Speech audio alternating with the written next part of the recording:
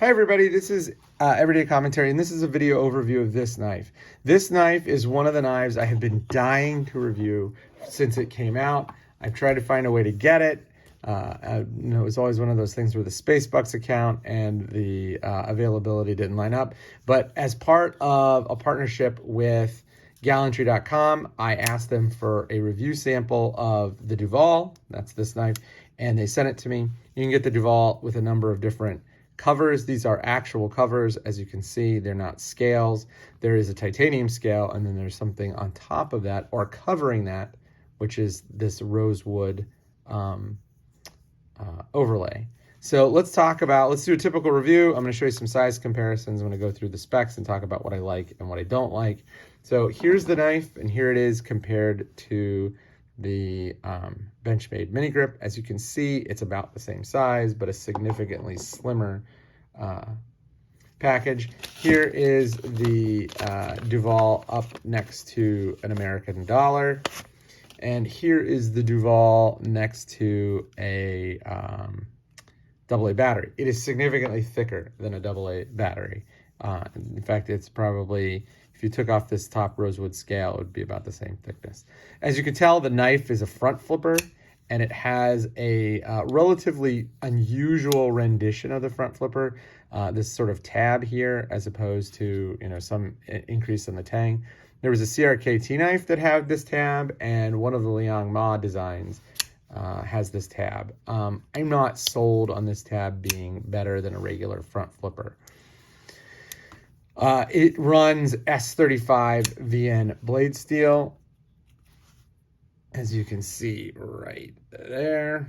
And it has a couple of different versions depending on the onlay or cover material.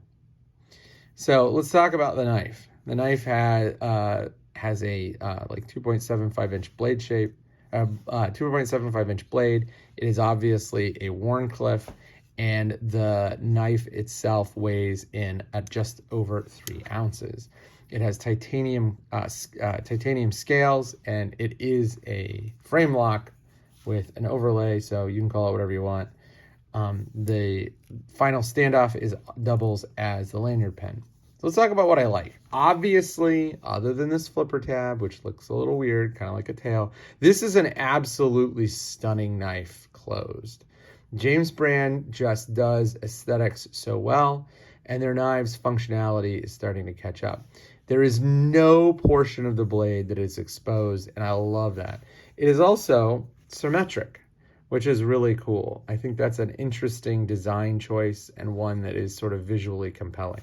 One problem though, when it's symmetric, sometimes it's hard to realize that you have the knife oriented in the wrong direction.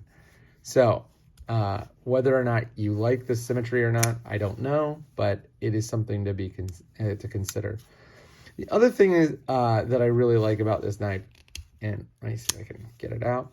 This blade is mega thin ground. Now the stock is not super thin, but the grind here is a full flat grind, and it just gets like absolutely hair popping sharp out of the box, which is a good sign. I don't mind if knives are dull out of the box. It's better if they're not, but if they're this hair popping, it is a good grind. I'm not a huge fan of Wharncliffes, but I do think that it works in this sort of gentleman's folder style. The one thing that I would note, and this is not a good thing or a bad thing, but this knife very closely compares to the CRK Nundy. It's a little cheaper. I want to say this knife is like $220, $230, but you're just too close to the Nundy if you're going to do titanium frame lock with wood overlays. You got to be, way better or way cheaper. And I don't think this knife is way better or way cheaper. It's different, but I don't think it's better or cheaper. So let's talk about the things that I don't like. As I said before, because the knife is symmetric, sometimes I would pick it up and get jammed in the wrong direction.